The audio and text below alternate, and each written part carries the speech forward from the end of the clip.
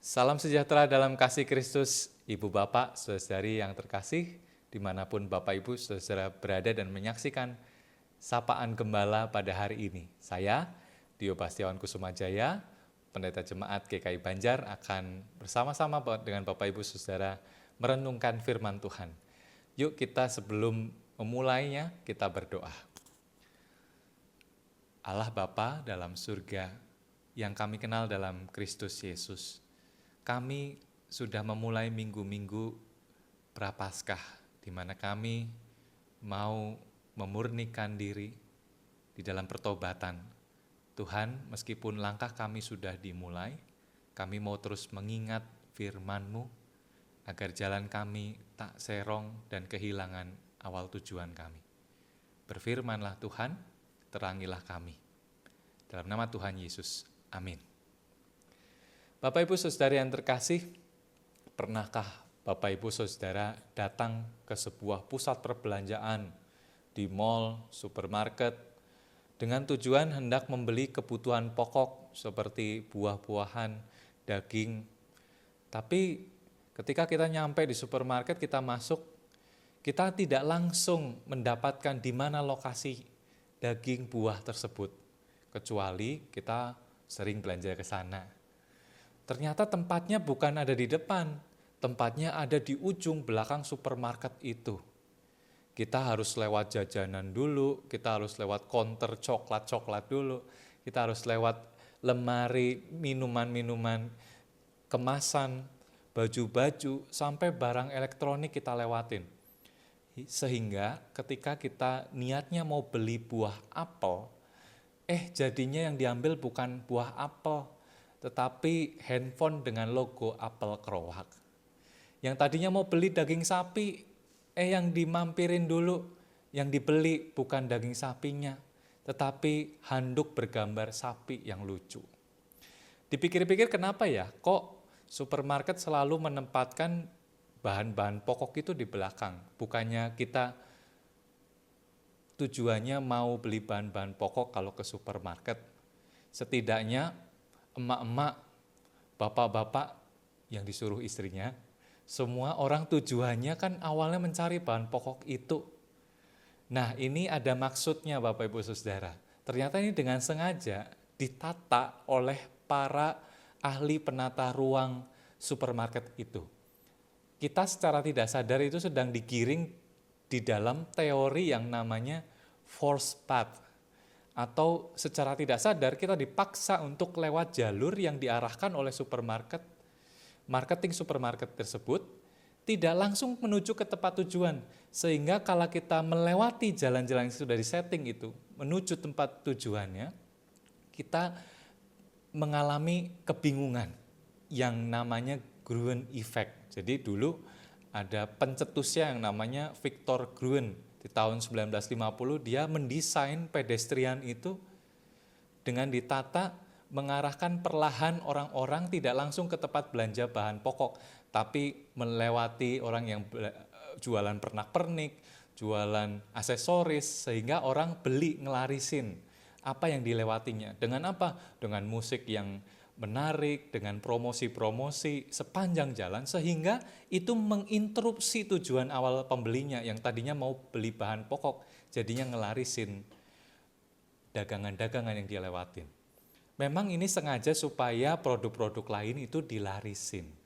Tapi melalui teori ini, mau bilang bahwa teknik ini adalah teknik yang dijadikan senjata, supaya para customer pengunjung itu bingung, mengalami kebingungan orientasi ketika melihat tujuan awalnya, sehingga mereka secara emosional tertarik dan berani untuk mengeluarkan koceknya untuk apa yang dilihat di depan mata, yang mana itu bukan sesuatu yang sebenarnya dia nggak pengen beli sejak awal.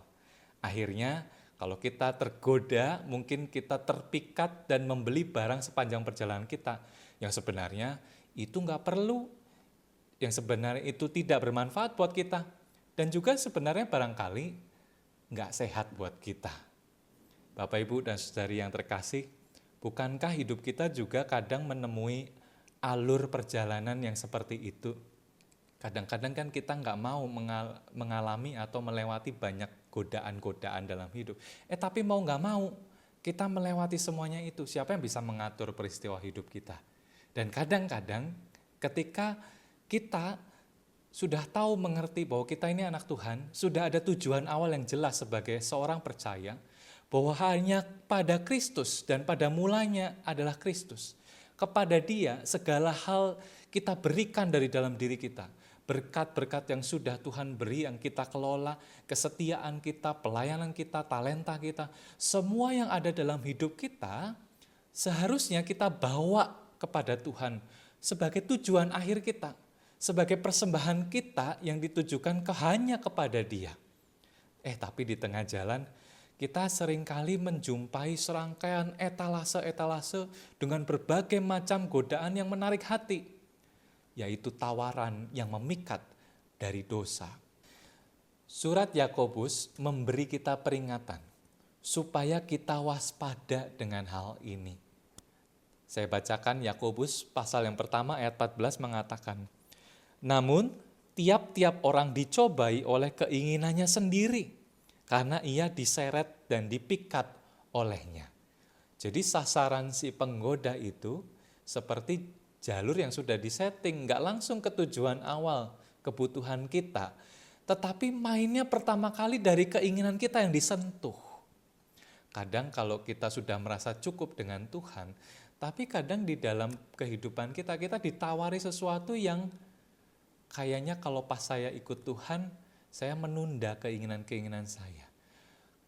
Kayaknya ketika saya ikut Tuhan, ada banyak keinginan saya yang dikekang.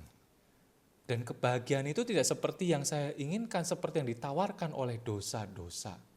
Tentang nafsu, tentang kemewahan, kesuksesan yang didapat dari akibat dosa atau perbuatan dosa. Dan itu akhirnya membuat kita kebingungan.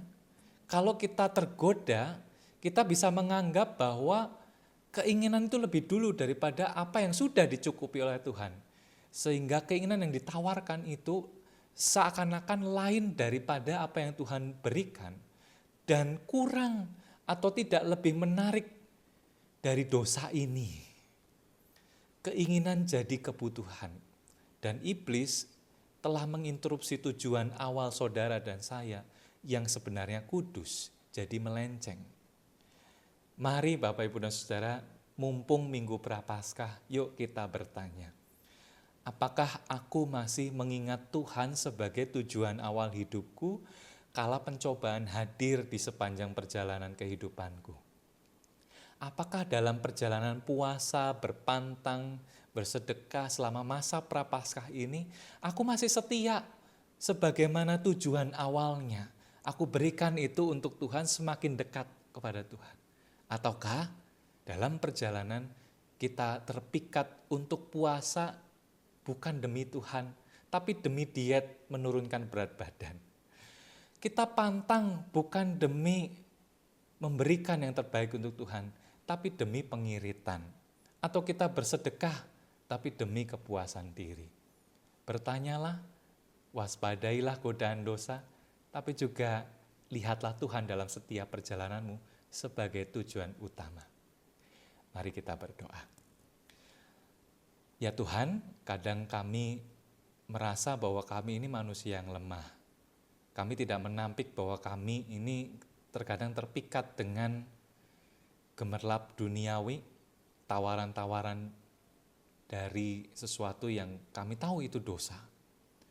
Tuhan, sebagaimana doa yang Tuhan ajarkan, jauhkanlah kami dari segala pencobaan. Kami mau setia pada tujuan awal kami, mengembalikan diri kami kepada Tuhan, agar kami semakin murni, semakin kudus seperti yang Engkau inginkan, menjalani hidup kami seturut dengan maksud kehendak-Mu. Dalam Kristus Yesus, kami serahkan hari ini, waktu ini, dan seterusnya ke dalam tangan, bimbingan, gandengan, penyertaan Tuhan Yesus Kristus, Tuhan dan Juru Selamat kami. Kami berdoa. Amin. Bapak Ibu Saudara yang terkasih, sampai jumpa di dalam Sapaan Gembala di waktu yang lainnya. Tuhan memberkati saudara dimanapun berada.